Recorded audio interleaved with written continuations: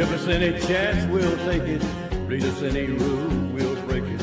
We're gonna make our dreams come true. Welcome to Night After Night, a podcast about 8 seasons in a row. I'm Lisa Fernandes, and I am Chris Jayawardena. Hello. And we're very pleased to introduce our special guest, Ashley Leckwold of Rangersplain, a podcast about all things Power Rangers and of daily DDT. All right, thank you so much. Glad to be here.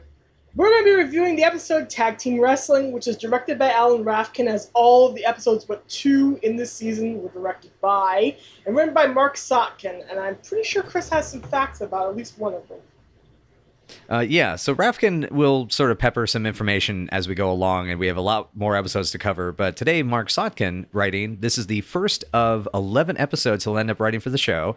He also went on to become a supervising producer for the series some years later. He is also another Blansky's Beauties alum with one episode to his writing credits. He later went on to work with Gary Shandling in the 1980s and produced on his show during the 1990s. But before that, he also worked on The Golden Girls, writing 6 episodes for them between 1989 and 1992. And his most recent credit was from 2015, so way to go, Mark. Still keeping at it. Yeah.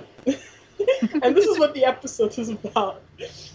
Shirley organizes a charity wrestling exhibition match between the masked Marvelettes and Laverne and her high school friend, the burly Terri Buttafouco, with an additional boxing match between Carmine and unnamed opponents to benefit a local orphanage which is seeking money to build a new playground. But problems soon beset Shirley's charity efforts as she can't find anyone willing to box former Golden Gloves champ Carmine, forcing her to turn to an egocentric Squiggy for help. There, the match brings more chaos as Squiggy's cowardice results in an unruly crowd and Terri strains her back, lifting her brother's DeSoto, forcing her out of the match and Shirley to take her place in the ring. What's supposed to be an exhibition match turns all too real when the Marvelettes decide to claim revenge on Laverne, whom they previously confronted after an aggressive driving incident which resulted in Laverne nicknaming one of the girls Banana Face. Will the girls survive this match? So what do y'all think? I'll let our guest go first. Yeah, what did you think? Oh, yeah, so I've known Missy for a long time, and I know Laverne Shirley's been one of her favorite TV shows for a long time as well. But I've never had a chance to really watch the show, and it was thoroughly entertaining. I will have to say, it's like watching that show. It's not like the worst indie show I've ever seen. Nice. But yeah, it was very entertaining, even if like nothing about it in terms of like wrestling like made sense. Yeah. But yeah, I found it to be very funny and very entertaining is what I'm trying to get at. What do you think, Chris? I adored it. This was a lot of fun. It's a really physical episode. One of the cool things I noticed when I was rewatching this episode this week to prepare for today's episode and recording was Rafkin as a director also adds a lot more like directing, like more technique. And you really see that reflected in how there's a lot more coverage in this episode. Mm-hmm. Like even the physical gags, like there probably are like 2 cameras going. And so it feels more polished.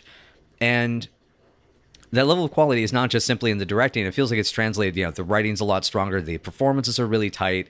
And so it makes just every bit, land so well. Because there's wonderful character stuff in this. I mean, there's over-the-top jokes like the whole Terri Buttafouco, the name, and there's, Edna worried about how they spelled it. Which I can't believe they got away with. This show gets a lot of stuff by the radar. It's always I will repeat. Subtle. There is an entire episode where the girls get high on marijuana. Oh my god. And they put that in primetime television in 1981. Nice. And it was fun. And in that episode, there's a cocaine joke. Oh my god. Laverne picks up a hand mirror and cocaine slides off of it. Oh no. Yep. I love that, this is, I think, the 3rd time on the podcast that Lisa's mentioned this. So I'm wondering if like that's going to be like a thing we do is it's the warning sign, that it's coming. Yeah. But, Season 8's the warning sign. That episode is actually fun. Gotcha. And it's infamous for being banned from Nick at Night. They would not air it. Or TV Land at all.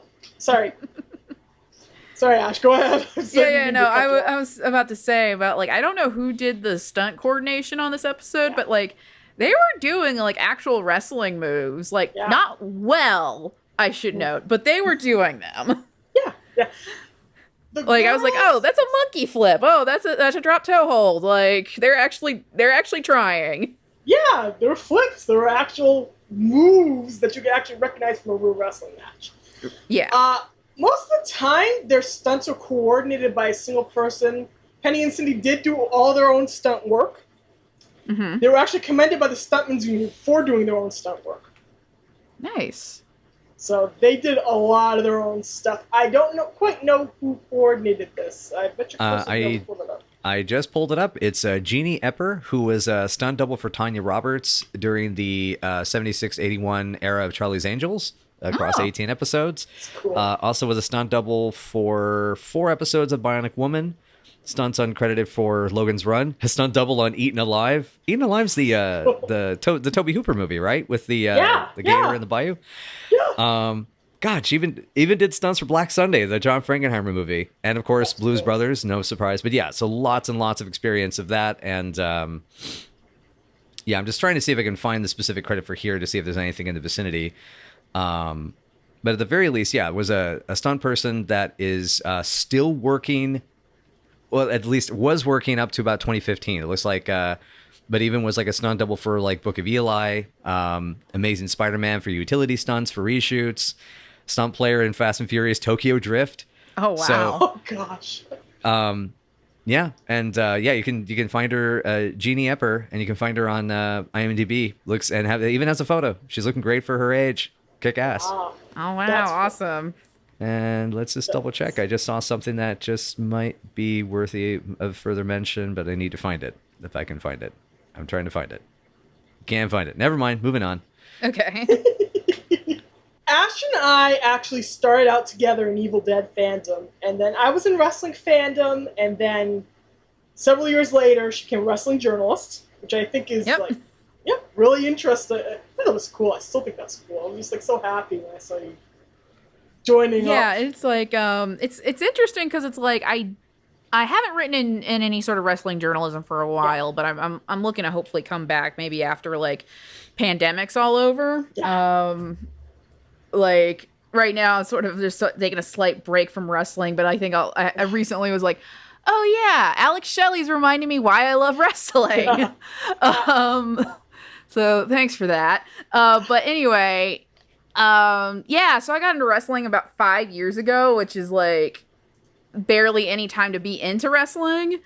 It still counts. And so Lisa was great about kind of giving me primers on a lot of stuff, especially because I was into a lot of what was now known as the Divas division in WWE at the time.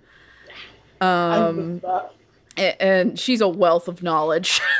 I try.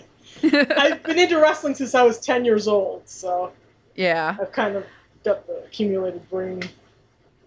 Yeah, and then it was like, I've done writing for Daily DDT, which they've been kind of the best site I've ever written for in terms of like wrestling. And then I tried to run my own site for a while, didn't quite work out as well as I'd hoped. I did writing for Pace Magazine about wrestling for a bit. It was mostly WWE, but sometimes like NJPW and ROH.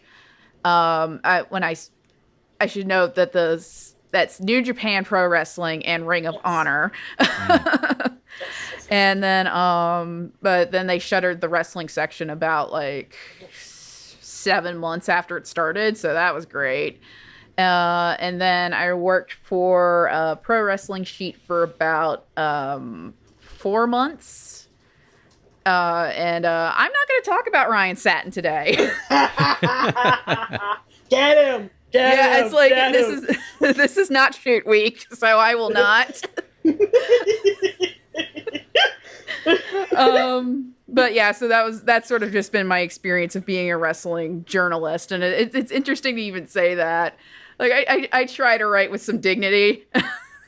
You do a damn good job. Thank you. I appreciate it. Job. I appreciate it. That's true. Yeah, I appreciate it. So hopefully I'll be back writing again somewhat regularly.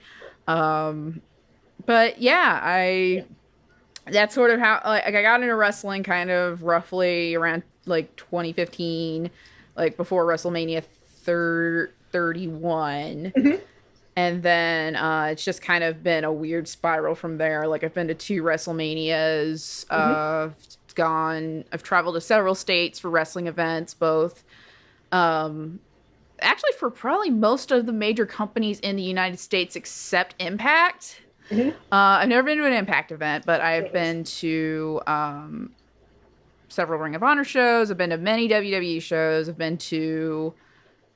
Yeah, actually, I've never been to an NJPW show in the United States either, but yeah. So I've been to several Ring of Honor shows, been to several WWE shows, been to two AEW shows. Like, I went to First Fight for the Fallen and one of their first, like, Dynamites that they filmed in Nashville. Yeah. And then I've been to more indie shows than you can probably count at this point, because I've just stopped keeping track. If you're having fun, it's a good thing. That's all I guess. Yeah. So like indie shows I have the most fun at, honestly. Oh, yeah. Like, just because they can be kind of unpredictable. Yeah. And I think the show, like this particular episode, like got to the point of like indie shows being very weird and unpredictable, and just it's everybody's trying their best. Yep. Tiny. Everything that was planned goes out the window. My only example of an indie show that I've been to, which is ages and ages and ages ago, it was at a state fair. We're all seated on wooden bleachers. The ring was put in the track where they had all the monster truck pulls. Oh my god. Oh boy.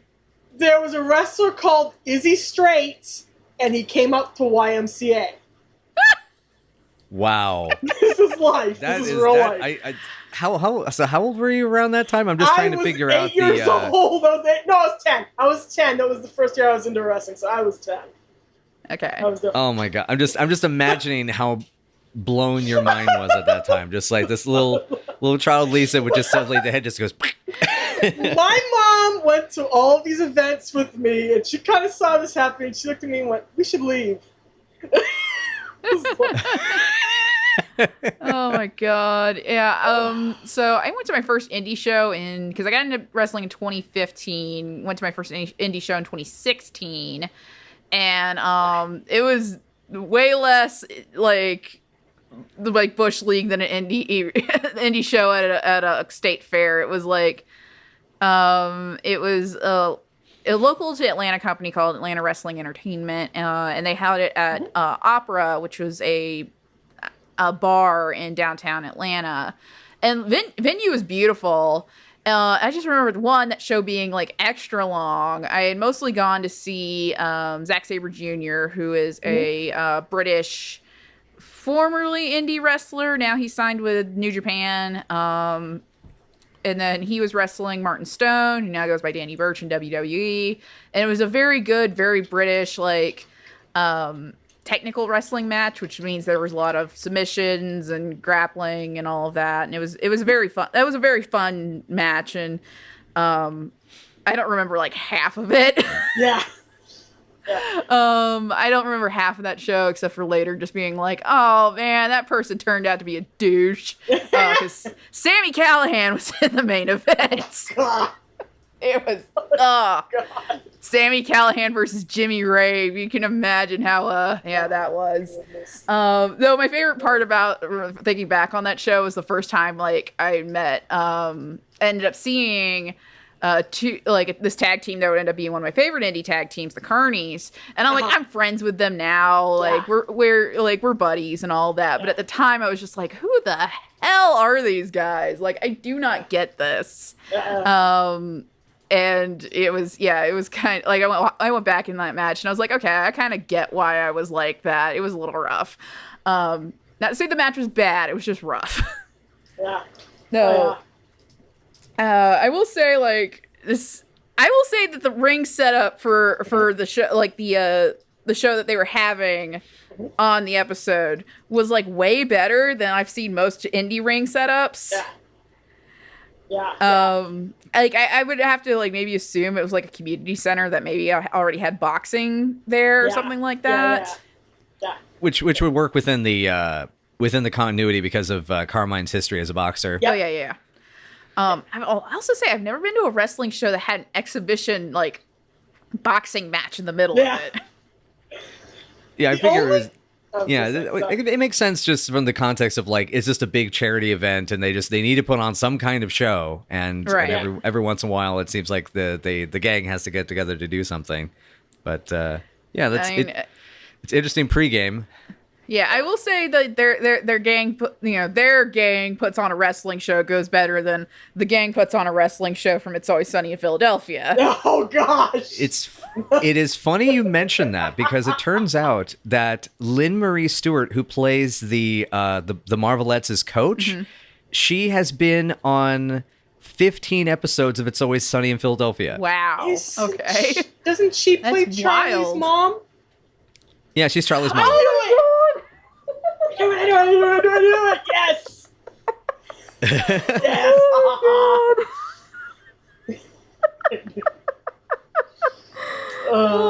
That's Local wild. Charlie Kelly stan wins. Oh my god.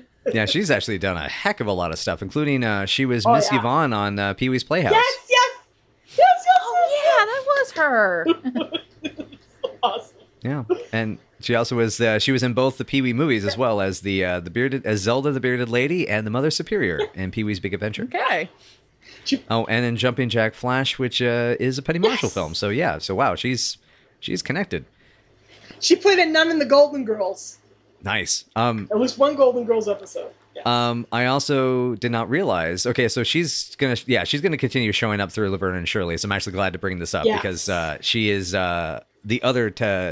is Barbara Tedesco, and that shows up a couple times, and then there's another 4 or 5 appearances all the way up through season 8. Oh no, I'm hearing that. Season 8. Whenever that happens, there's always the Jaws theme over my shoulder. I've been warned. The final season. I've been warned the final season is going to be a doozy. Oof. I always hate that. All I have to say, while Ash is with us, is that it involves roller skating nuns who speak through pickle exchanges.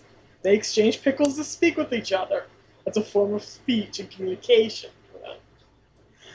Also, Okay. I mean, I'm no stranger to bad seasons. We got through Turbo on Rangersplain not too long ago, which it was that one was rough. Like it got slightly better once the team changed, but not great. Which Also- like that might have been well, one, In Space is an actually good season, but like after like Turbo, In Space was like watching Battlestar Galactica, you know? The Glenn Larson or the Ron Moore one? Ron Moore. I've never actually watched the Glenn Larson one. Okay, yeah, the Glenn Larson's okay, but yeah, no, the Ron Moore one is one of my favorite shows. So I know what you mean, though. Yeah. So anyway, but it's going to. Go ahead. I was gonna ask, I guess, like the. First to our guests, just kind of in general, is about this episode. There's a lot of wonderful character stuff through this episode. Like, were there any like gags or character beats that stood out? I know Lisa's got a particular favorite regarding Lenny in the crowd. Yeah. What did we think about those aspects of it? So like I said, I'm not as familiar with Laverne and Shirley as either of you. I know Lisa's gonna know more. Like she is the expert here. But you've also been watching it with her, so you've definitely seen more of the character progression and moments. But I definitely would say like it does kind of get a good like it definitely gave me kind of a good vibe of like Laverne and Shirley's friendship, especially with the whole tag team situation. Yes. Where like it's like, tell me if I'm wrong, but it seems like Laverne's the one who's more willing to kind of jump into situations. You're correct. 100%. And then, Shirley doesn't want, like, obviously did not want to be in the tag team initially, but she's like willing to do it just to make sure that like they reach that common goal at the end of the episode. Yeah. Mm-hmm. Which I found it very like endearing that like she's like, well, we're probably gonna die, but like I'm gonna be here to like make sure that you don't die alone. Yeah. Right. Oh yeah. Because as of this recording, we actually had just put up recently put up the episode of Fake Out at the Stakeout, which has the same concept where Laverne has to go help, is going to help the police try to track down a mugger in the park by being bait as a decoy, as kind of like a decoy. And Shirley realizes that Laverne's going out alone to be the bait, and is like, I can't let you go alone. It's like, if someone's going to get happened, you're going to get killed, you're going to get hurt. And so she runs off after her, anyway. And then of course complains, the whole time, which is very Shirley, which is, you see here as well, is, she's like, in the match, how she'll just be like, wiggling and wobbling and getting ready and like, come on, come at me. And then suddenly, as soon as the Marvelettes come at her, she just runs away screaming. That's pretty much true. Yeah. So you described that, and it just reminded me of that bit from Bob's Burgers of like, okay, but I'm going to complain the whole time. Yes, exactly. God, yes. Yeah. So yeah, I definitely got that vibe. I don't remember the name of the old lady from the beginning of the episode. But I was Mrs. Kolchak. I'm sorry? Mrs. Kolchak. The Kolchak's little her old lady, Mrs. Kolchak is the little old lady on the couch, and then Edna was the one that was taking the phone calls. Kolchak. It was Kolchak on the couch. Yeah. I love the interactions with her at the beginning of the episode. Like, just because that crotchety old lady who barely responds to anything. Like, I don't know why that's always funny to me. It's great. I love it. Yeah, she's great. And I was delighted when I looked up the actor. The character comes back in a few more episodes too. Yes. She has a great bit where she tries to come on to Carmine. Oh my God. Yeah. My God. It's coming. It's great. But yeah, I think at least like from my perspective, it did give a sense of community. Yeah. In terms of like, you do see all these characters interacting and they have a familiarity with each other, and like you can tell when when it's not a particular episode, they have at least spent time with each other. So not just with like Laverne and Shirley and Squiggy and all of that, but just sort of everybody who was in the episode, like minus like the Marvelettes, in general, and everybody who's working on the show has working on this wrestling show has a familiarity with each other. Yeah, just like, and that's just for me speaking in terms of like, you can tell that they all have a familiarity with each other and it's like, and that was evident to me, who's never watched an episode of Laverne and Shirley before. Yeah. Mm-hmm. There are two important things about the show. Penny Marshall said this in the interview. Those two girls would do anything for one another, and their family, their found family here, would do anything for them too. So that's the ultimate point of the show. The ultimate point of the show is the girls' friendship, which is why there's a horrible, incident in season 8 where we have to get rid of Shirley because there's all kinds of disputes behind the scenes going on with Cindy Williams, who plays Shirley. So, and that's why it falls off the rails, because their friendship is no longer paramount in the show, and they have to struggle to kind of replace that feeling. Right. You hit the nail right in the head. Cool. So, okay, so I'm glad that like that was. Yeah, I'm just saying that particular ethos was evident in the episode. Yes. I was going to bring up that we do have a couple of more familiar faces in this episode.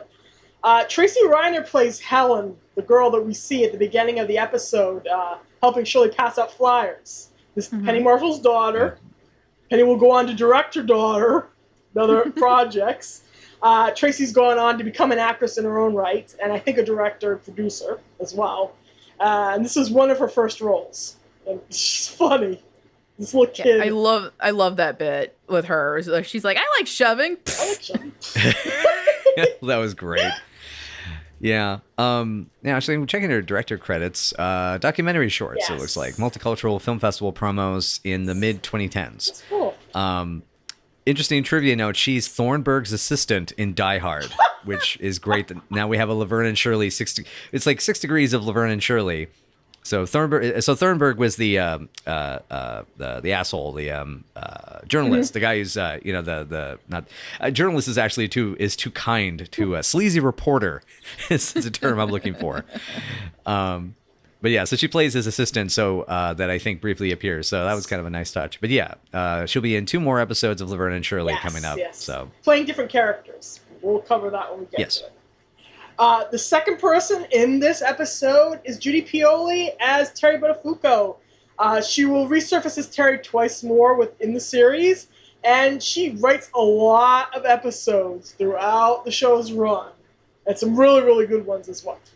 So. Yep. Yeah, she basically was story editor and executive story consultant for most of the rest of the series run, even into season 8. She is also another Blansky's Beauties alum, which I am sensing a pattern here that Blansky's Beauties failed, and what was good about it, the people got moved, the good people from it got moved to Laverne and Shirley, and then they, it's like when you repot a plant or you take a plant from the wrong kind of soil in the garden and you put it in the better soil, or like in the shade, it's a shade plant, you put it under the tree, and it's like, oh, I'm doing better now. Yeah. It's kind of like that. I'm pretty sure some of them also got repurposed to Mork and Minnie into Happy Days. So that's probably it. I wouldn't be surprised, yeah. I know they juggled the writing teams between all 3 shows a lot as time went on. Yeah. But that being said, she is fantastic as Terri. Yes. I'm so sad that she only has the one appearance and just this one scene. Yeah. The way she just yoinks Laverne, and it's you can put me down now, Terri. You can put me here. Have a cookie. I love that. I'm surprised to hear that she's not like a more regular character. Because it's like, again, that level of familiarity, but also just like the moments she had in the scene was just so funny. Yeah. She pops up when the girls need help in Bad Girls, which comes up in season 5, and she appears one more time in season 7 and whatever happened to the class of '56. When the girls come home from Burbank and go to their high school reunion, and she's there. So. Okay. Yeah, because it's sort of implied that she probably went to high school with them, and then also works at the brewery at Shots Brewery as well as the loading docks. I think. Yes. Which would make sense. Yeah. Oh yeah. Well, she's in the girls' high school club, the Angora-Dettes. And that's revealed later on. Yeah. Okay. So she's not at the. It's interesting. So she's not at the bridal shower, but she is in the Debs. Yeah. So that's one of many continuity errors we're gonna bump right into as time goes on. Yeah, that happens. Dun, dun, dun.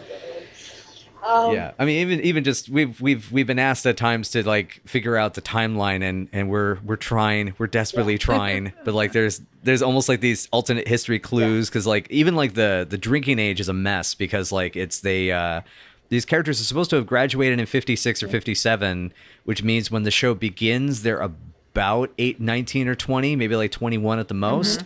But like it's really close to 19 or 20.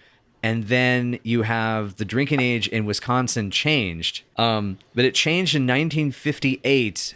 That's when it jumped suddenly to the age of 21. Before that, it was the drinking age was 19. So they have them drinking in a year they really shouldn't be allowed to. They're working in a brewery. Shouldn't be allowed to. Yeah, exactly. There is a whole time skip. There is a total time skip where we end up going from 1962 to 1965, just so we can put everybody in for go-go obvious boots. reasons. Yeah. Oh my god. So, yeah, and that just happens out of the blue. They do not explain it. Okay. Now I just want to see them do another wrestling episode, but do it in go-go boots. Oh god.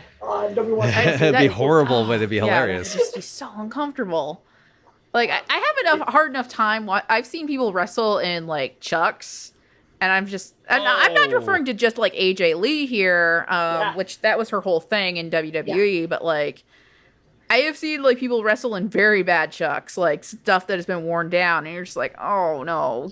Just invest in some nice, like, wrestling shoes or boots, or just not this. Go-go boots, I think, would be like probably the worst shoe to wrestle in. Yeah, except for, steel-toed, I would figure would also unbalance the person as well. Yeah, those are go-go boots, combat boots, like any sort of boot that is not specifically made to wrestle in. Don't wrestle in. That's asking for ankle injuries and knee injuries. Yeah. So like. There are specifically made wrestling boots that are like, especially if you get a pair of custom made, like lovingly crafted ones that are better suited to like wrestle in, that aren't gonna like break your ankles. While we're talking about the rules of wrestling and how the show kind of really played with it, I know that they actually did do exhibition wrestling matches and exhibition boxing matches together, because in the 1950s you would have, they would bring in guys like Jake LaMotta and other boxers who were past their prime, and they would either box exhibition matches or they would referee wrestling matches. So that was kind of a thing in the 50s and 60s. But it wasn't as prominent as like that they would get an idea and go forth with it. So that just popped in. Yeah, I figured that was definitely more of a thing in like the 50s and 60s, which makes sense for the show. Just it's definitely not a thing now. Like definitely not. Yeah, typically whenever you hear something labeled as like a special match, it's usually something with a particular stipulation, or depending on the show, like unfortunately this still happens where it's like, you know, special exhibition women's match or special exhibition intergender match, which I'm just like, these should just be a regular part of your show, but that's my own opinion on wrestling. Yeah. So I'm not a promoter, but it's anything that gets labeled as like a special exhibition or a special match tends to have some sort of gimmick to it. It's not gonna, you're not gonna suddenly have like a boxing match in the middle of your show. Yeah. Basically, you should not promote a women's match or an intergender match the same way you would promote a wrestling bear. Yeah, pretty much. Kind of what people are doing in that case. Don't do that, people. Just don't do that. All I can think of is the way they were having wrestlers wrestle bears all the way into the 90s in Puerto Rico. Oh, that's right. Yeah. God, I heard legend of that when I was a kid. Yeah. So that was a thing, and like it's such a joke in wrestling now about how wrestling bears that like I've seen this joke play out a couple of times. One was like when Chikara was still a thing. There was a recent blow up. I'm not going to get into it here. But there was like a whole thing with like, I think it was, what was his name? Travis something. But one of their more like technical wrestlers, like they kept seeing this whole thing where they were going to they kept threatening to make him wrestle a bear named Bubbles. And like Bubbles had his own Twitter account and everything, and it's like, but it was like Bubbles was never a real bear. Like that's not a thing anymore. There was also a joke in WWE about like Daniel Bryan threatening to wrestle a bear. Yeah. And then like when he did finally wrestle a bear, quote, I think it was Hornswoggle, who is quite literally a dwarf. I don't know if I'm using the correct term there, and I do apologize, but like Hornswoggle does have dwarfism. Yeah. And so I think it was literally Hornswoggle in a bear suit. Yeah. And I should know Daniel Bryan is about he's about 5'10". Yeah. So like as you can imagine, it was very ridiculous. And then what was it? Oh, right. So one of my other person I know who is an indie wrestler, his name's Effie. He is one of the most delightful wrestlers in the independent scene that you'll ever encounter. And gay as the day is long. And I say that as somebody else who is also gay as the day is long. And so he had a match once at it was like Time Bomb Pro Wrestling out in like one of the Dakotas, if I remember right. I think it was like South Dakota.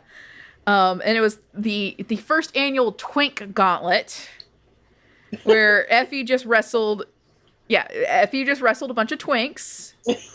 And then it ended with him wrestling a wrestler named Cody Rice, who is stereotypically looks like a bear in terms of like the gay man's term for it. Yeah, the hirsute man. Yeah. Yeah, and like he came out like a little like a stuffed bear head on his head, and then like that was the only way to subdue Effie from beating up all these twinks was just send a bear out there and get him a bear hug, which is an actual wrestling move. It was God, I love pro wrestling. It was ridiculous. And I should note, like, this was not even like a traditional like kind of wrestling like show, because it was in a bar with no ring.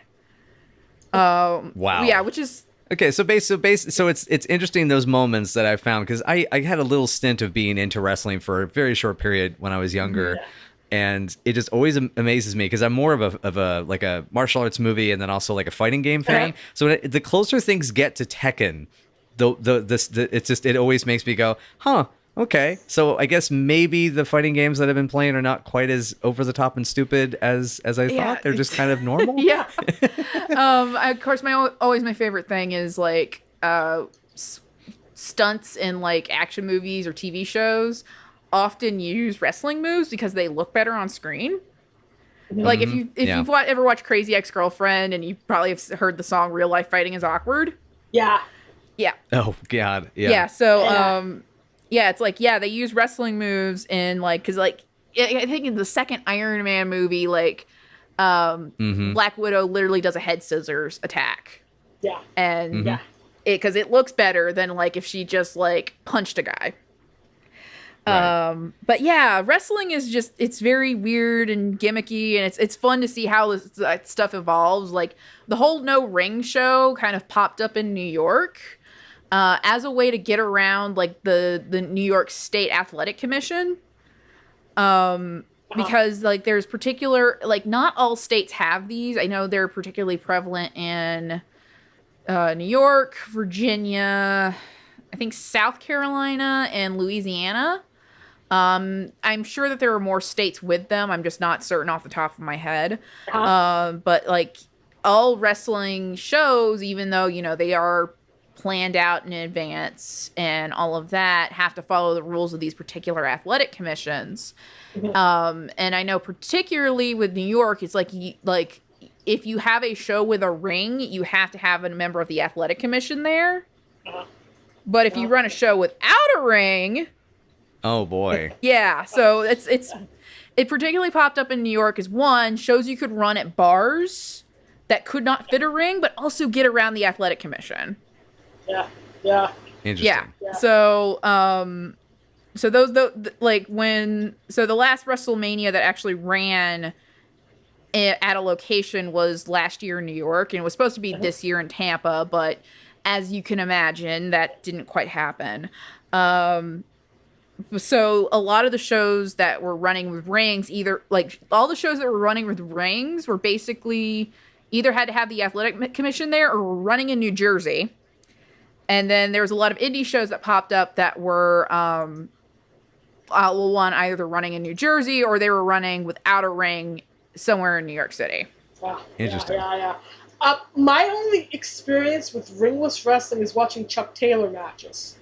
Oh, the one that one he did with Zack Sabre Jr.? Yes. Yeah. That was the first time I'd ever heard of like somebody doing a show without a wrestling ring.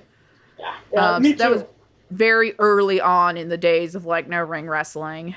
Yeah.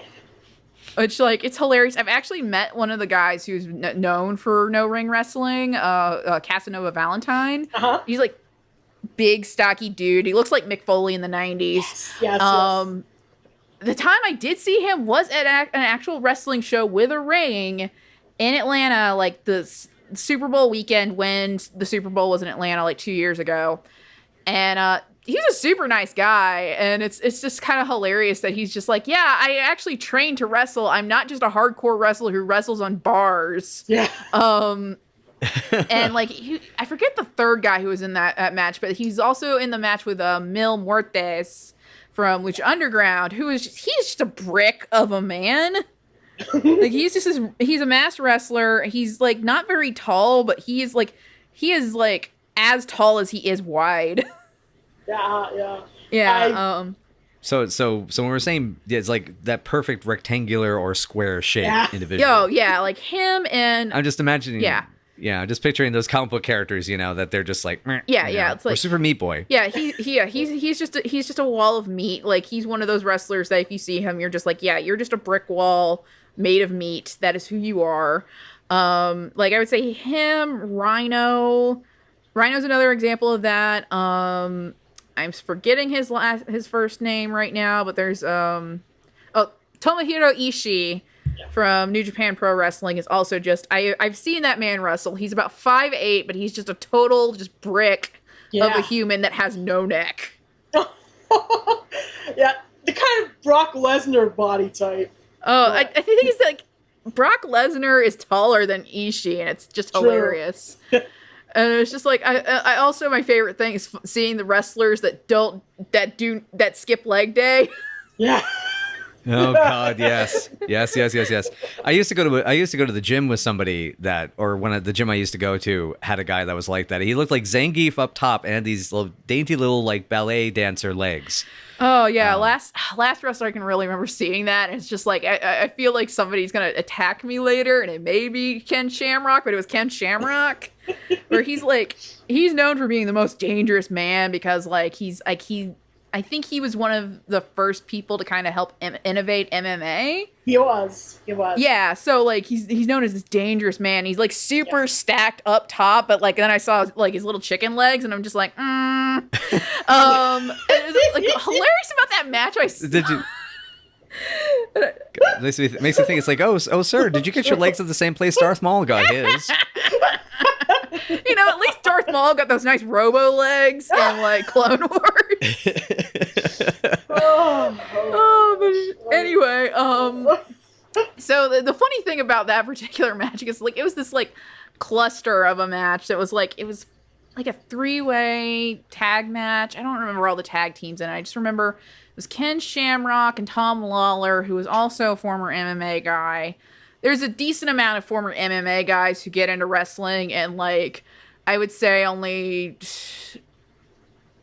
5 of them are good, and the best one is Shayna Baszler. I will die on that hill. She's really good. Yeah, Shayna Baszler is the best. But yeah, and then it was just like, it was like Ken Shamrock and Tom Lawler, and then I don't remember the other team, and then Simon Grimm and Eddie Kingston, and like. That was like that's one of my favorite wrestling stories was seeing Eddie Kingston in that particular match, because Eddie is like he's this tall like kind of beefy guy from Yonkers, like half Irish, half Puerto Rican, and he is terrifying. I hear that he's a super nice guy, like from people who've met him. But he's kind of terrifying in the ring. And like at some point there was somebody in the crowd that was heckling him. And at one point he just turns to them and yells, "I will beat you to death." And they just sat down and stopped. I know so little about him because he's just starting to come to prominence on my feed. But I'm like, yeah, I can picture him yelling that. It was very spot on for him, and I'm like, I don't think that's not even him playing character, that's just him. Yeah. He's just done with the idiots. Yeah, it was just like I was like, thank you, because I was like, that's always my least favorite thing is people who get really overly excited about their heckling. Oh yeah. And it's like, the show's not about you, and like, you don't really see it in the crowd in this episode. You just have a crowd that's just very much done with like the show. They're done with Squiggy. Yeah, they're mostly done with Squiggy. Hey, Squigman, you're a bum. Yeah. It's yeah. Why don't you come up here? Why don't you all come up here? Women and children first. Which there are wrestlers that are like that sometimes. That if like you get if they're particularly into it and you are heckling them, they'll threaten to fight you. Yeah. I've seen this play out a couple of times. Yeah. Not actual fighting, but like wrestler just being like, "You get in here and fight me." My favorite example of this that I personally have witnessed, I was at a very tiny charity match for WWE. I was supposed to benefit a Boy Scout troop. I don't know how they managed to book this, but they did, and a lot of big-name guys were there. There was a whole front row of Boy Scouts, and they were being very obnoxious. Oh, yeah. Super, super obnoxious, and all the wrestlers were done with them. So at the end of the night, Owen Hart comes out for the main event. He goes in the ring. He climbs up on the ring post, and he goes, "Woo!" and gives them all the double fingers. There you go. I love him so much. God. God rest Owen Hart. He was an amazing man. Oh my God, that is probably the best Owen Hart story I've ever heard. I have a picture of him flipping the double birds too. I definitely have a picture of that somewhere. If you ever find it, please send me that photo. I need to see this. It reminds me of my story when I met Bret Hart. I brought my WF magazine with me, even though he had just gone to WCW recently, because I wanted him to sign it because it was the one with Bret Hart and Bart Simpson on the cover. It was a Simpsons special. Yeah.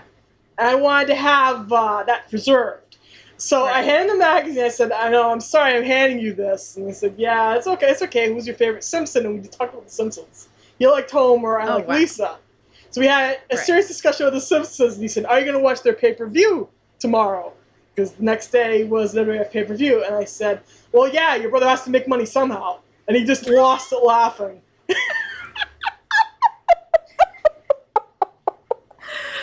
Oh my god, that's beautiful. And I think I can imagine this conversation playing out. The best part about it is that when we had to go take the picture together, he grabbed me and wrapped his arm around me. I was totally taken off guard. I was afraid I was going to land on him. So the picture of the two of us together, I look like I have been scared by the devil. Suddenly off frame. Oh my god. If you have that photo around, I need to see. I need to I'm scan curious both to see of those that. in, actually. As soon as I find the own picture, I'll scan it in too. That was a time. Oh my god. It's just dumb. I gotta love the Hearts. Okay. Yeah. Bless them there. Yeah. I was going to mention, bringing us on back to the topic, dragging us back to the topic, I was going to say, how does Squiggy's heel work compare to the girl's face work? I wanted to bring that up specifically. Good question. Yeah, I will say that Squiggy kind of comes off more as... So I've seen people at shows that are trying to be heel, but they just come across more as obnoxious. And it turns the heat that they're supposed to be getting as a heel into actual go away heat. X-Pac heat.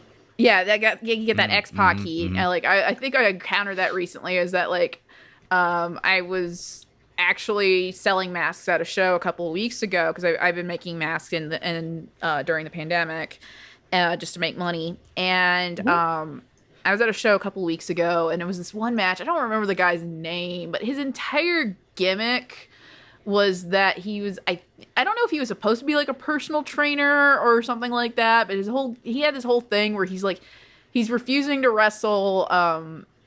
The other wrestler's name is Patrick Heater, wrestler based out of Nashville and all that. He's actually pretty good, even though he's still in his first year, but he's still pretty good. But his whole gimmick was just calling the other wrestler fat. Oh god! And then calling the crowd fat, and it was just no. And it basically everybody was just if they weren't just what at him, because he wasn't. He just like I said, it's thankful I don't remember his name because I don't want to sound like I'm gonna be so and so I'm burying you or anything like that. He just wasn't very good. Which Patrick, bless his soul, he was doing the best he could, and he actually won, so it was very relieving at the end. But yeah, I was just why is this your gimmick? And it just it didn't really come across as oh, this is the bad guy we need to boo. It's just no, nobody in the crowd likes you now. And that was the kind of the vibe I was getting with Squiggy. Was that it had just passed over into any sort of him being the bad guy. He was just so obnoxious, the crowd was just done. Yeah, the crowd just wanted him to go on completely. And poor Lenny's trying to help by just pitching raw bacon in the audience. Which it's just right. It is true. It is true. What's the line? I have the line here. Why are you throwing food at the crowd? I ain't never seen anyone not like bacon. And I mean, it's. He's right. Preferably cooked. However, Lenny, that's the thing. Yeah, no, I mean, I wouldn't want to throw raw bacon into the crowd though. The New Day for a bit there, we're throwing out pancakes. Yes, real pancakes. Yes. Oh God. You just imagine people with egg, dairy, or wheat sensitivities or allergies going get away from me. My favorite example of that is Xavier just frisbeeing a pancake at someone who wasn't paying attention. Oh no! That was my Oh, favorite God. one. Was it like Corey Graves? Yes! Yes, it was! It is an entire thing where like the New Day will just purposely antagonize like Corey Graves. Yes. Yes. He's one of the not ring announcers. He's one of the commentators. Yes. And he sucks. So, throw things at him all you want. Yeah. Yeah. He sucks for multiple reasons. We'll go into that. Yeah. Yeah. But yeah, I think the funny thing was is that they weren't even like pancakes that they were like making fresh backstage. No, it was like those frozen pancakes you get in like the Ew. Oh yeah. Where you get them, you heat them up in like the toaster oven if you even have one. Yeah. So Or you nuke them into rubber. yeah, so I think because they would hold better. And so I think that's how they managed to get such the frisbee throw on those pancakes. Yeah. Because they were basically frisbees. Now I know people who play disc golf. Now I want to ask them: have you ever tried it with frozen, nuked, microwaved pancakes? I'm gonna talk to Joel about this. Oh my god, I want to hear the results. Same. But yeah, I would say like most of the time, like if wrestlers are throwing things out in the crowd, it's typically like candy. Yeah. I've seen, especially around Halloween shows, but like, or you had the New Day who were throwing out pancakes. But yeah, I've never seen anybody throw raw bacon. That's a new one. I'm trying to imagine the possible dangers with the candy because it's like you don't check to make sure that it's like you get one of those mix packs and they got the big old school lollipops in there. Clock someone in the head and they need stitches. Oh god, yeah. I feel like you could clock somebody pretty hard with like a Tootsie Roll if you threw it like fast enough. Yeah. Oh, yeah. Oh god, now I'm just imagining the because I'm trying to remember was Sam's lollipop and Trick or Treat weaponized at any point in that film? I'm trying to remember. Sworn that he used it. I'm pretty sure it was dripping with blood at one point. Right. So, Yeah. that did happen. I want to say it. Yeah. Yes. Aha. And hey, we finally found our horror movie reference for the day. We typically have. It's actually I have. Oh yeah, no, that's for a different episode. We haven't recorded that one yet, but I have it in my notes coming up. Yeah. Oh, go ahead. I did have a question. For the both of you. Is that the Marvelettes, the Queens of Nap Street, the outfits, the sort of the personality, like sort of the sense of character from both of them. What were your thoughts? Want to go first, Ash? I mean, I would say like I really didn't. It was one of those cases where it's like, okay, so the name doesn't quite match with the gear. Because you hear your Marvelettes, and I imagine something more like and like more kind of like a marching band like vibe. Yeah. That's me personally. That was what I was imagining in my head. Did they specifically say? Like, I'm double checking my own notes here. So they were masked. That makes sense. Yes. Yeah, I was like, I would say like the gear didn't quite match what I was imagining, but it wasn't terrible. It wasn't terrible gear. It's not the worst gear I've ever seen. Better than just going out there in like gym shorts. Yeah. Which I've seen people do. True. Yeah. I was like, I wasn't quite certain what Laverne and Shirley were going for with their particular wrestling gear. Yeah, the tutu with the little wand. Yeah. It's like, God, like, it's not a particularly great joke on retrospect, but it reminded me of the whole like gender bender from Futurama. Yes, Futurama, that's right. Yes. Yeah, it's like I'm a real toughie. Yes. Yes. Oh, Bender. Yeah. So like it was giving me those vibes of just that's what popped in my head when I saw Laverne initially was just like the see you at the fight like. Tutu, but it was cute. I thought the gear was cute. It was just like I was like I wasn't quite certain what they were going for in terms of like, but I something I did love just in general about the episode was just like the fact that Laverne like monograms everything. Yes. Yes. Even like her exercise hoodie, which is just like total style. Like I can appreciate that level of style.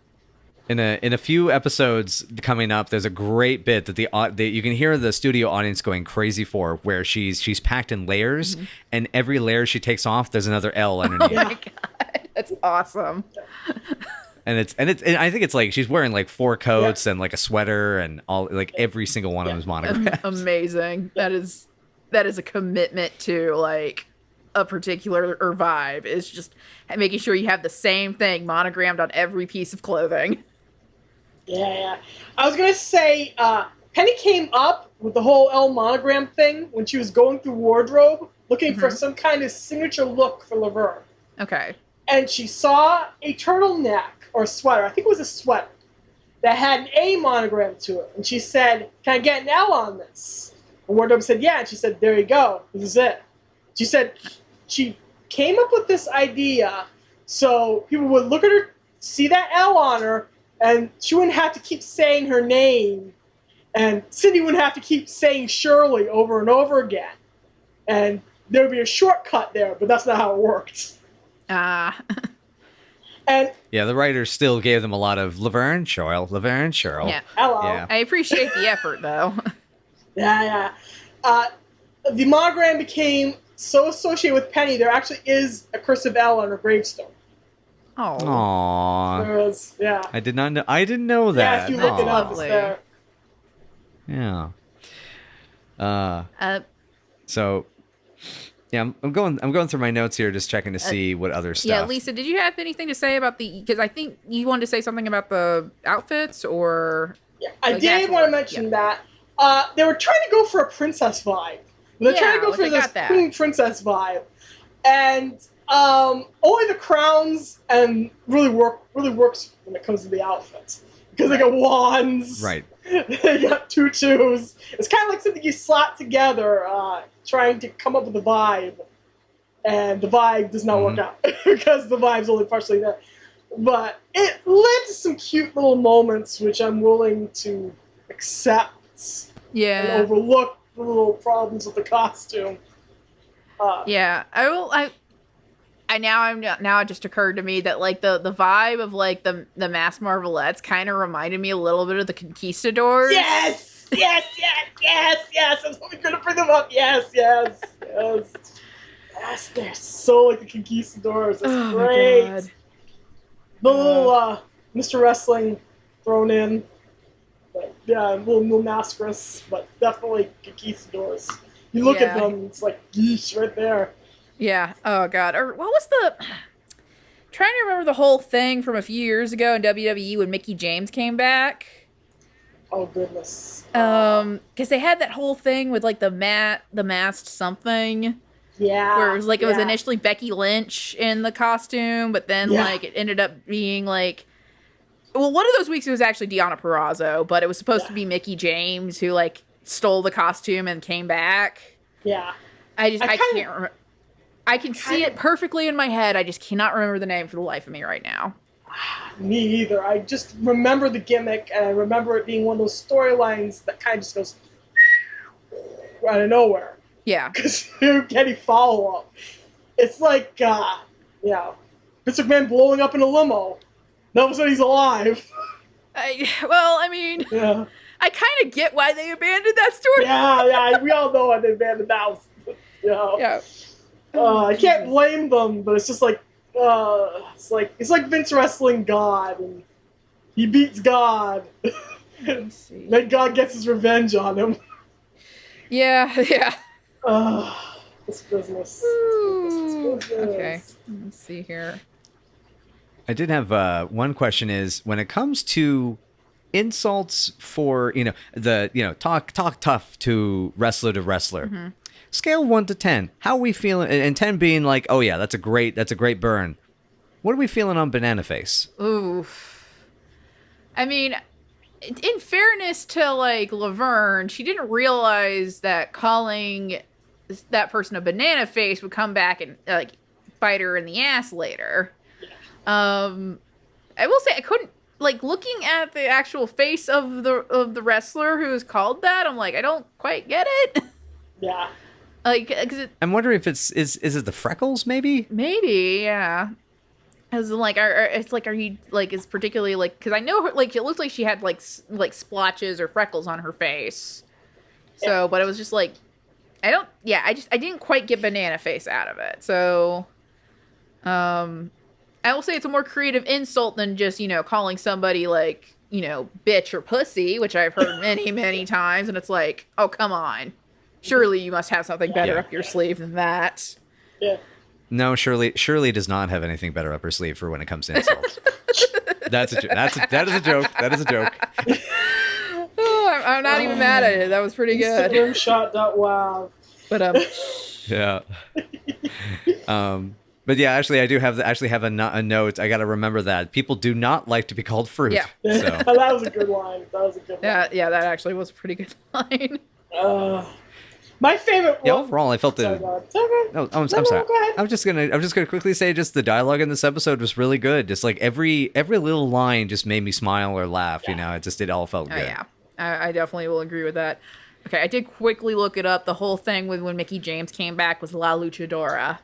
That's who she was. Yeah, so basically it was just like, it was supposed to just be a generic kind of luchador. It was like this blue spandex onesie that was like covered the arms and the legs, and then just a pink like generic luchador mask, and it was just it was interesting.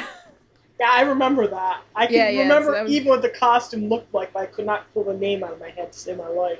Yeah, it's like I knew it was something really basic like that. I just could not remember. I was going to mention my favorite little bit of dialogue was, I'll call them names, that's what they do on TV.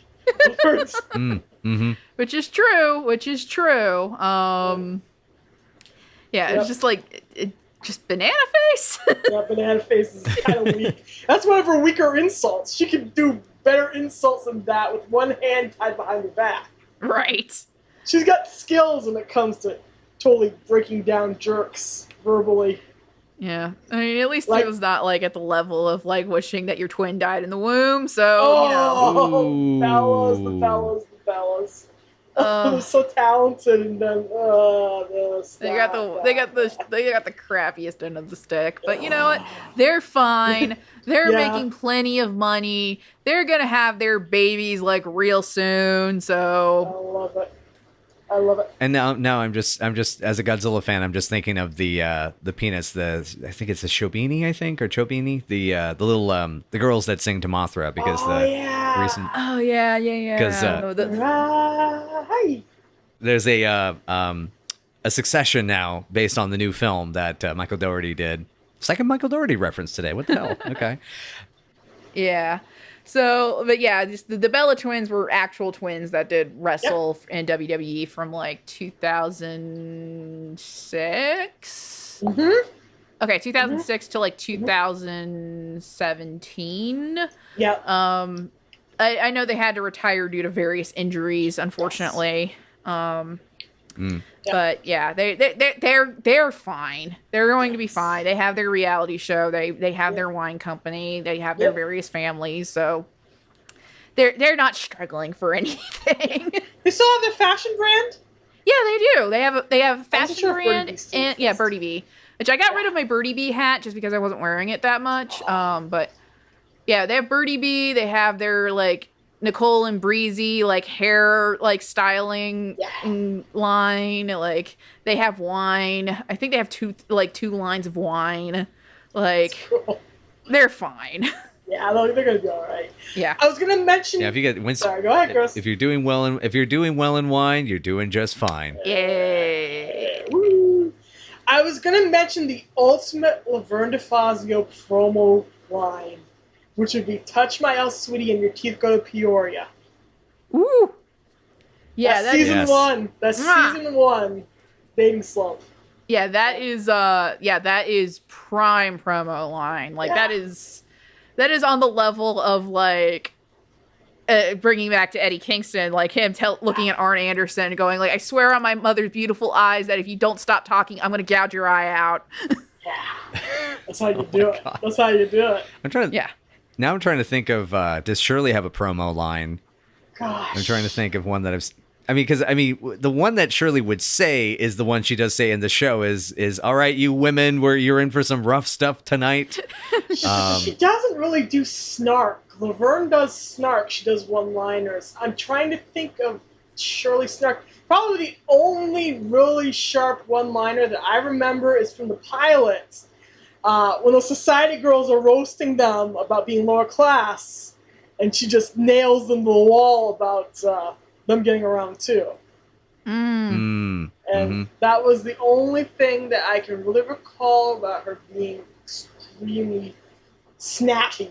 Yeah, she's more of a gentler type and more of a tiring sort. At least, especially as the seasons progress. By season 3, it's kind of setting. Yeah. I was going to mention how good the door gag is this episode. Oh yes, the timing on it with the yeah. Okay, I've got the line. Hello. I've got the line. Yeah, anyone who gets in the ring with Carmine is going to look like the biggest fool in the world. Hello. Hello. Oh my god. What about the littlest fool in the world?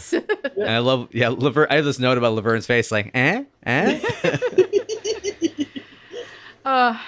Speaking of the comedy, I just have the note right after that. I love the microphone jokes with Frank. It's very Buster Keaton, Charlie Chaplin, where it bonks him in the head and then it goes too low the next time. So that's part of what made me think is like that ring is more set up for boxing, is because like typically that lowering down from the ceiling doesn't really happen in wrestling. But those were spot on gags. And I will say it was very interesting that, like, he was the referee as well, but he was never in the ring. Nope. At any point. That's very Frank, to be honest. I know. Listen, I can respect it.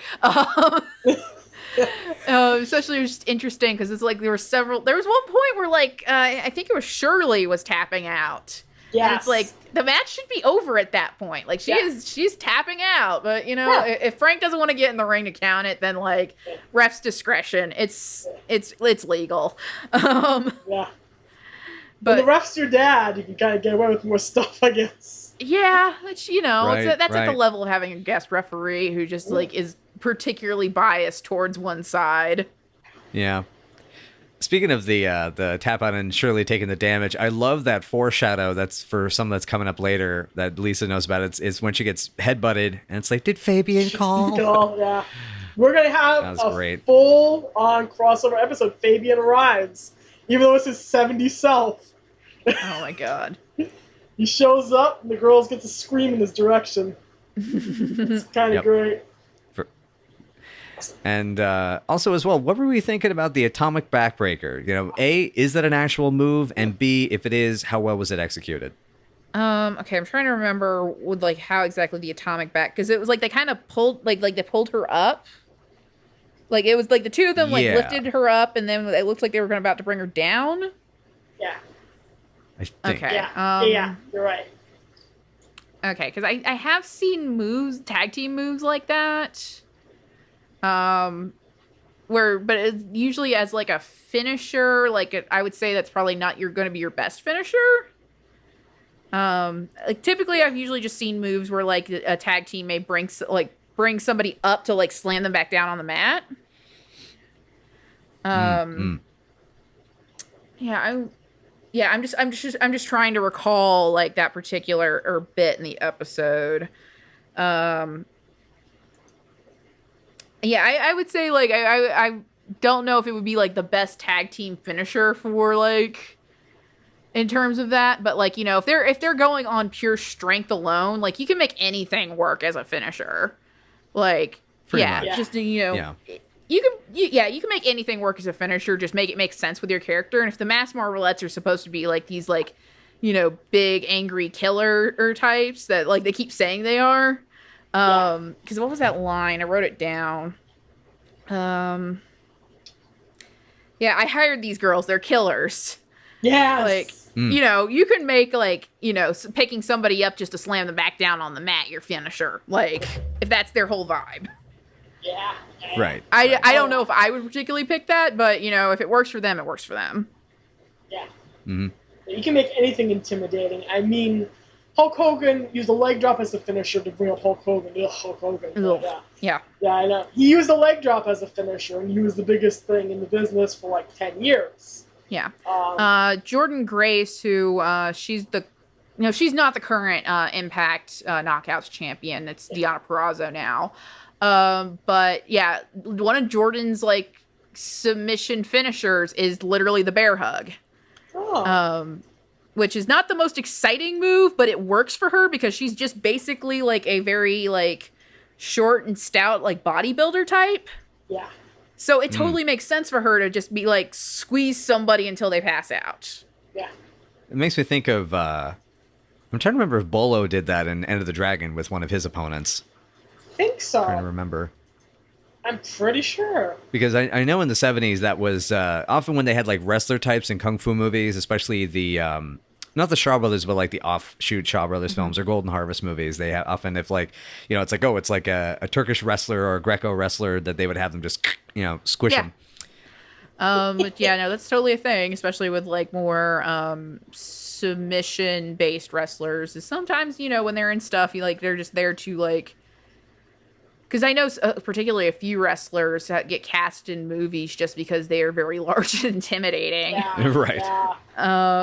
Yeah, like what was that guy? Gordon Fry, who was in one of the Godzilla movies, and it's just like it's like he's a guy who looks like Zangief, so we could just put him in there. It's like, can he act? Who cares? I think Braun Strowman was in that really bad comedy version of like Sherlock and Holmes. Yes. Just because God, that's right. He's literally a giant. Because he's like 7 feet tall and like he's just a mass of man. And like I will say he's not a particularly great wrestler. But he's very good at being big. Yeah. He's very good at being big and scary, and like that's kind of what carried him so far for most of his career. Yeah. You know, and I would say Andre the Giant did better in The Princess Bride than most like wrestlers do in acting roles. Yeah. But you know, again, he's mostly there because he was literally just a giant. Yeah. So, you know. Yeah, it's a big part of it, but I mean, it's amazing how warm and nuanced his performance is as well. I don't know how much of that was just the material and Rob as the director, but yeah, I can't imagine anybody else playing that character. Yeah, neither can I. Because it's like, whenever they get float around, like, oh, you know, who would you cast in, like, you know, a modern day Princess Bride? It's like, it's hard to imagine, like, anybody in wrestling now or Hollywood that could really play that part, you know? Yeah. In some ways, I'd almost like take the basic bones of that tale and just use different characters so that you can kind of cast with what you have today. It would be more of what I would do. Yeah, like, I remember somebody, like, tossing around the idea of, like, if you were to remake The Princess Bride, you're going to take more of the route of the book in terms of like it was a text that was being edited.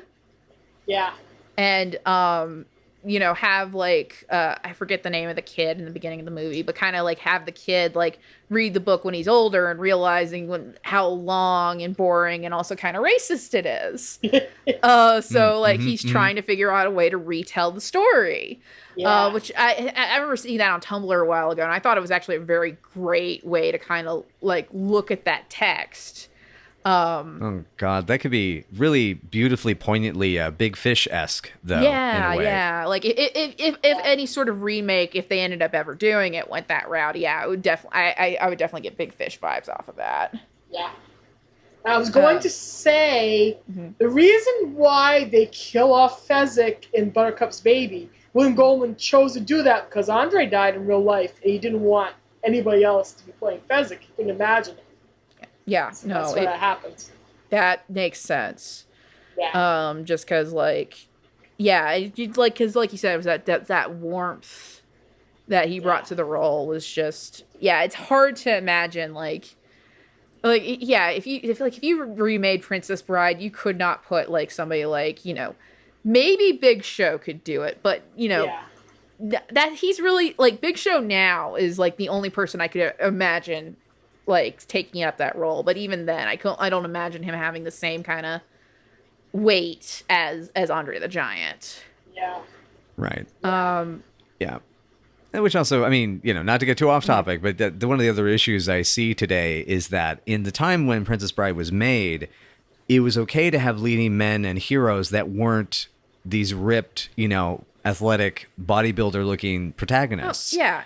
And as we're saying about like Andre the Giant, because Andre was huge, he was, historically huge. And what I would almost see as another way around it, as we're saying about trying to find somebody else from the wrestling arena, that has that kind of, to find somebody with that personality, is maybe to go with somebody who maybe has the stature, but has the muscle build, and make everyone else kind of around them more kind of lean, mobile, agile athletics rather than about brute strength. Well, that could work.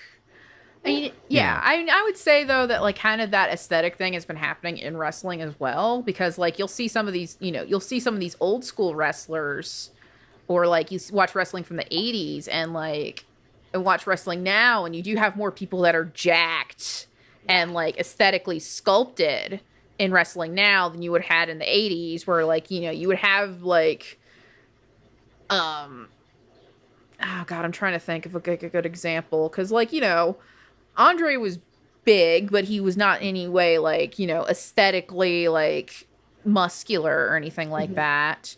Or like even just like Ric Flair or Arn Anderson or anybody like that. They weren't even really particularly like, they weren't particularly chiseled. Like Arn Anderson now looks like Arn Anderson in the 80s, just with like less hair. Yeah, it's true. But like, I think it was just more of like, I don't know if it's particularly with pop culture kind of drifting more towards that, or something in wrestling drifting more towards that. I can't really say. But yeah, I definitely get what you mean of just like, you would watch these movies in like the 80s and 90s, and like, the whoever the hero was not, not always like, the most muscular person in the world. But now it's sort of just expected that you're supposed to go through like all of this like extremely regimental training in order to like pass as a superhero, which is I think why like so many people lost their minds over like Robert Pattinson saying he was not doing any working out while in quarantine. Right. And it's just like, well, yeah, that makes sense. Yeah, exactly. Yeah. No, it's very much a duh. Yeah. And the thing is, I mean, Pattinson's career is doing fine. The guy that I've seen like 3 of the last like 5 or 6 movies he's done, and he's doing fine. Yeah. He does not need a DC movie for his career. Yeah. I think he found a director and a story he wanted to do, and he's doing it. That's entirely it. And I can respect that. But back on track. So thankfully, at least with Princess Bride was directed by Rob Reiner, and so that's tertiary, connection. Yeah. But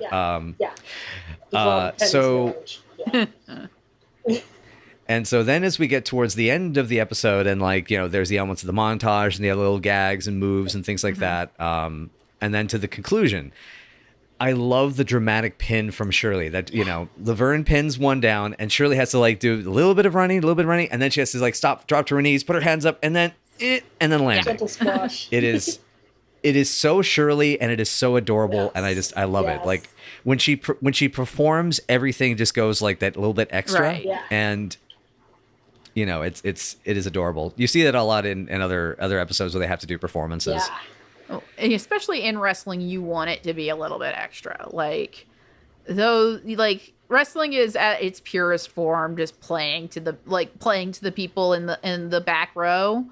And so having those little extra moves as you're like finishing the match, or like you're in a submission hold or anything like that, like it just adds to kind of like the extra drama of it. A common tag team thing is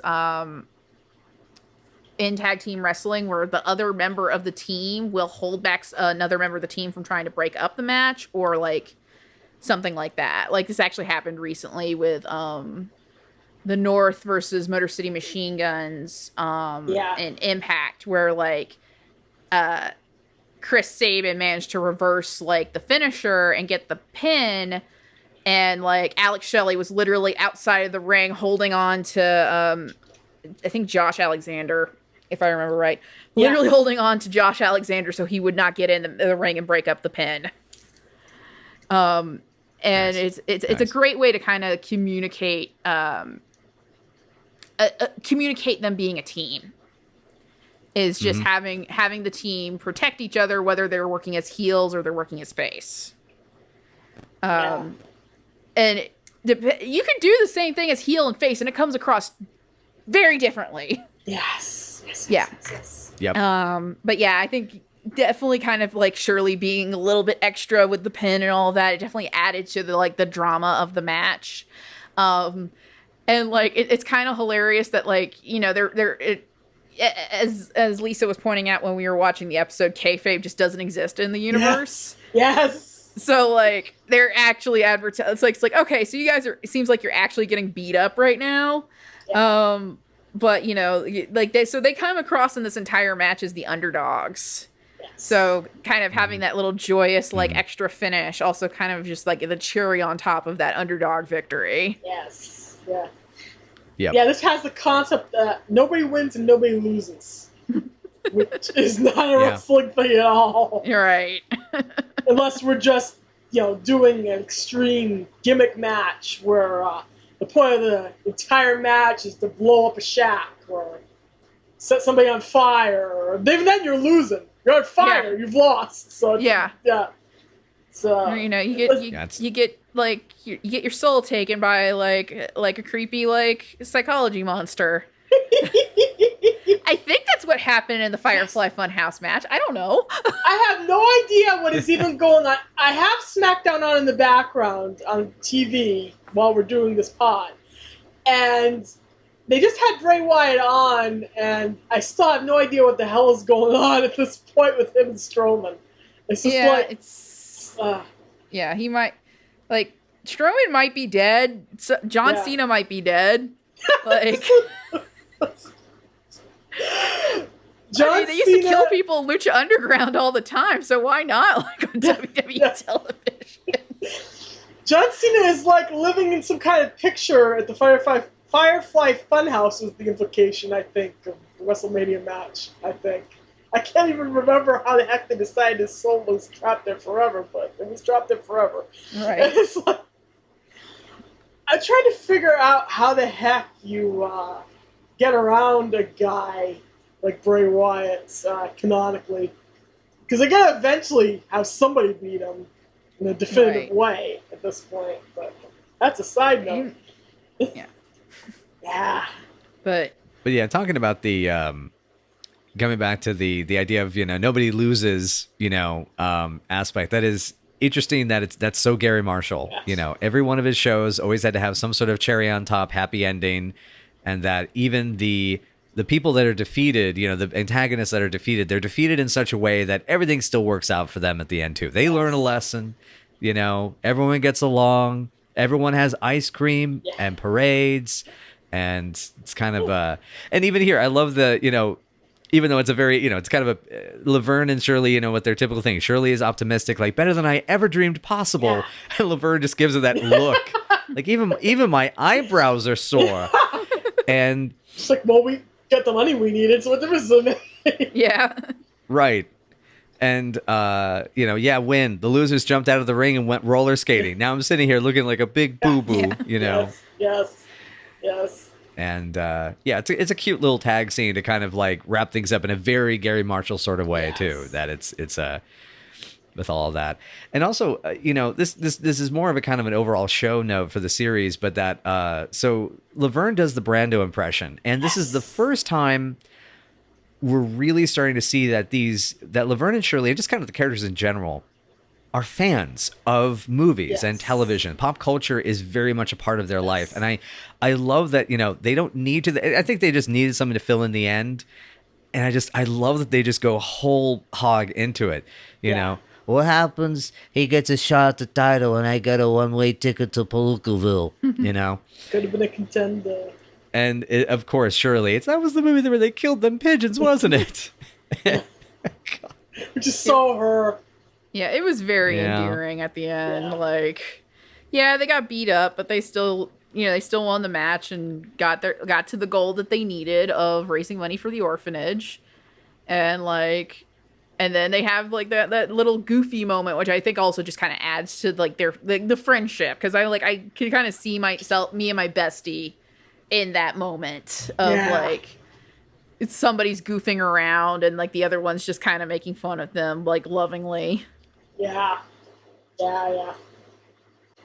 I was gonna mention one little thing, tiny little thing, was Carmine and Lenny sitting in the audience watching the girls wrestle, and they're both so into it. That's really cute. I was waiting for this to come up. Yeah, go ahead, hon. No, well, that was all I was gonna say. Ha ha ha. I was gonna say, as I told you the first time we watched this, Lenny is such a wife guy without a wife in that moment. It is so true, though. It's so true. Look like a queen, Laverne. Yeah, and Michael plays into the cheering so hard too. Yeah. Aww. Yeah, I did find that very endearing, especially after kind of their blow up of like the boxing match. Yeah. You see that too, is that like not always, but there'll be times where like you might look in the back of the crowd and see like other wrestlers coming out to watch a match. Yeah. And getting into it and cheering, and it's always endearing as hell. And so I think it just added overall to the atmosphere of what they were trying to do with the show. No, exactly. Yeah, because it's. I mean, I've lived that experience both as an independent filmmaker, where like we go to each other's premieres, and even like when you go to like an indie show of like a gig show for music, and you see the bands like there's 3 or 4 bands on the docket, or even sometimes people that don't even need to be there, and they're just in the scene, and they just go, it's like, hey, so and so's playing, I'm gonna come by and visit, and they cheer them on and just get into it, and like, yeah, exactly, it sells the idea of the community is there, supporting the effort. Yeah. It's such a sense of people actually caring about one another. Right. And even though Milwaukee's this big town, Knapp Street is just this little neighborhood within this big town. And they're all standing there trying to support each other, trying to help these little kids. That's the ultimate message, is that it's worth standing up for these kids. It's worth getting beaten up for these kids. Right. Yeah. Very wholesome. Very. Martial verse can be very wholesome and then very not wholesome, is all I gotta say. Yeah. We have extremely wholesome episodes like this. Mm-hmm. We have lovely episodes that are gentle and tender, and then we'll have an episode where Shirley gets conked in the head and thinks she's a stripper. And she nearly gets naked in front of Lenny and Squiggy and their lodge members. Oh my god. Sure. Yeah, well, Cindy was in the first nudie musical.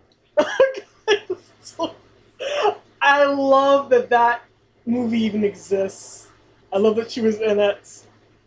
I love that she apparently danced with a bunch of people dressed up like vibrators. I love it even exists. I love it even exists. Yeah. Oh my god. Oh. I talked about it on the Twitter. Let's see.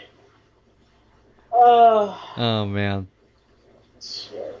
Anyway, so I'm good for my notes for this week's episode. Well, I mean, the only other thing was just a note from Carmine where Eddie, I thought it was impressive that Eddie did that leap over the ropes when he was getting to the boxing match. And I actually have this note of, I was like, oh, Carmine did go over the ropes. Not bad. Who's he banging now? And then he goes over to the girl in the corner and is like, Tits McGee over here. Sheesh. All right. Carmine is a known player within canon, and he's just doing his thing frequently. Much to my chagrin a bit, yes, because Shirley gets the fuzzy end of the lollipop because of that through most of season 1, which is really, and season 2 especially, because basically Shirley was dating Carmine all through high school, then they sort of break up in the middle of season 1, and then watching him basically is like a gigolo for this divorcee in season 2, and he is really callous with the way he comes off about it. So whenever he's being a playa, it's this hate the player, hate the game. No, I hate the man for, I will hate the player because he's being a dick about it. Right. So Yeah. there's there are limits, man. There's limits. Yeah. He develops a nicer core, becomes more sympathetic as canon goes on, I promise. That's what I'll tell you. That's what I'll say. Yeah. I will say I've definitely seen the wrestlers who like usually just have like whoever they're with at the time kind of like be like their manager, or sometimes in tag matches with them, and it's usually awkward to remember later. Yeah. That's a grand tradition. That's a grand tradition in the wrestling business. Oh god, what was there's not to bring up Benoit, but like I love what his Nancy's sister mentioned in the Dark Side of the Ring episode, where like talking about how her like her husband before Chris like booked his own divorce. Yes. Kevin Sullivan booked his own divorce. So he did. I've heard that happening more than once, like in the business. It just happens sometimes. Yeah, it's so yeah, like Carmine's just carrying on the grand tradition of like having your latest squeeze be your manager or your valet or whatever you want to consider them. Yep. The lady luck with the lips in the corner. Yeah. Yeah. Good Lord. God. Your loathing for Carmine gives me life, Chris. It really does. This is a thing. My notes that I've sometimes have read off between episodes to Lisa have gotten her to laugh the hardest I've ever heard her laugh, which is wonderful. Amazing. Oh goodness. Okay. Anyway, so with this episode, I think is it time for us to rank this one? I do believe it is. All right. So So guest Ash, what did you think? We usually do a scale of 1 to 10. 10 being we loved it, perfect, wouldn't change a thing, and 0 being it's garbage, throw it out. What you thinking? Well, as somebody who was not very familiar with Laverne Shirley before the episode, I found it to be very delightful. And even if it wasn't like a perfect reflection of the indie experience, in some ways it was a perfect reflection of the indie experience. So I'm going to rank this about an 8. Nice. I think I'll go for the same, actually. Okay. This is about 8.5 for me. I love the way they set this episode up. I love all the little tiny gags they weave throughout the episode, like the microphone, and all of the ridiculous little bits during the boxing match, which is hilarious. David is so good. David Lander is so good.